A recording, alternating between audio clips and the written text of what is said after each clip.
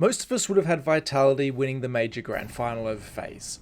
But Overpass T-side just looked a little bit too easy, and it really highlighted how well Vitality had done their homework coming into this match. The most obvious example being the 2 rounds where they just walked out B Monster very early and just won key pivotal rounds that FaZe really needed. And even more interestingly is that these rounds wouldn't have happened if Rain was still on FaZe Clan.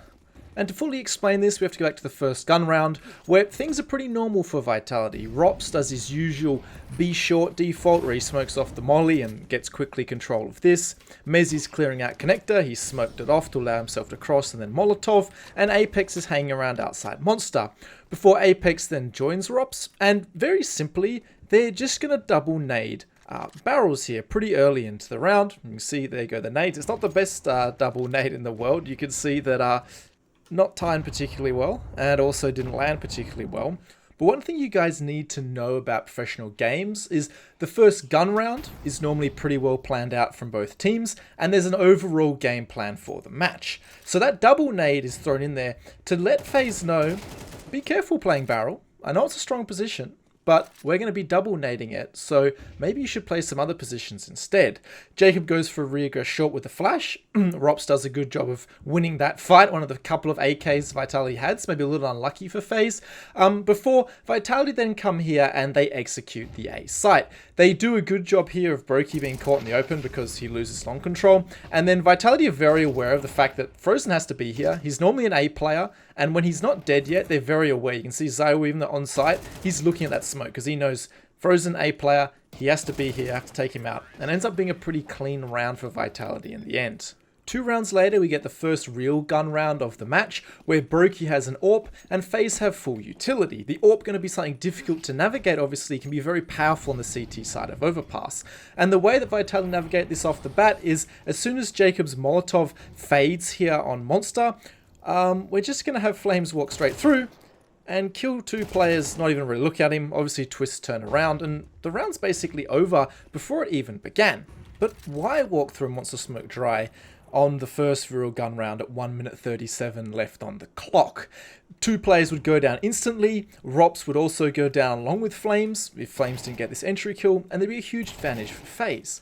Well, let me show you Jacob's positioning, who's the B Monster player.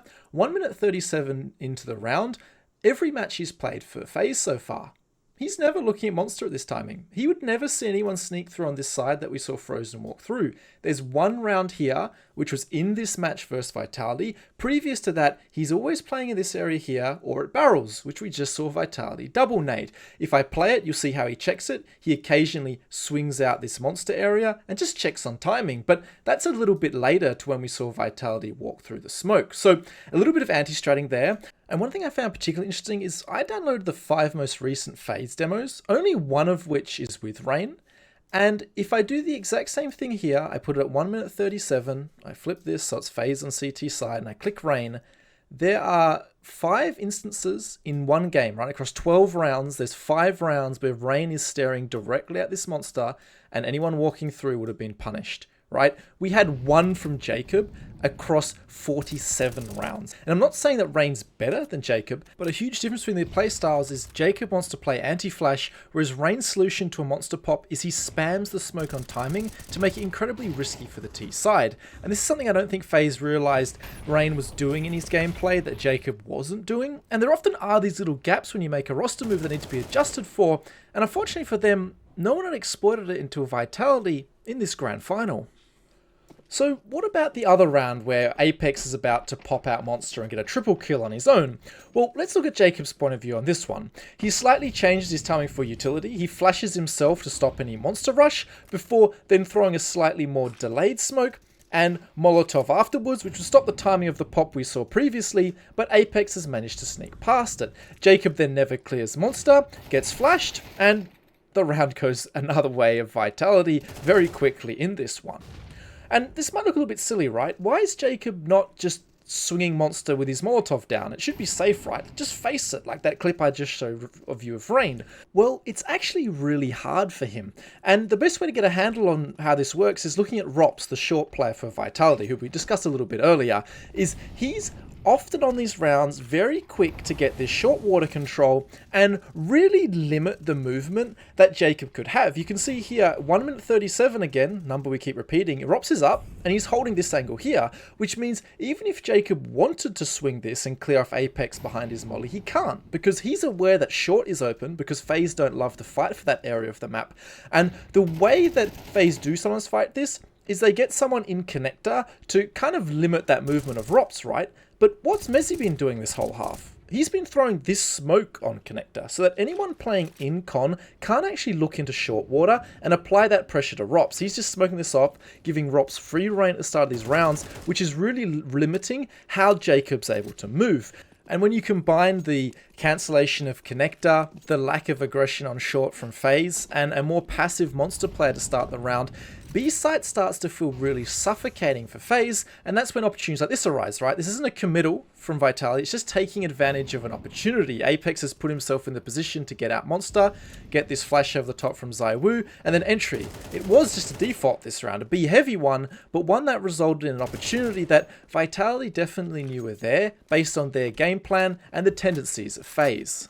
In fact, I think the best round from FaZe wasn't the round they won, but it was this one here, where Twist aggressively gets in towards short water, with a flash from Frozen out Con, as well as some other support utilities. So there's the flash from Frozen.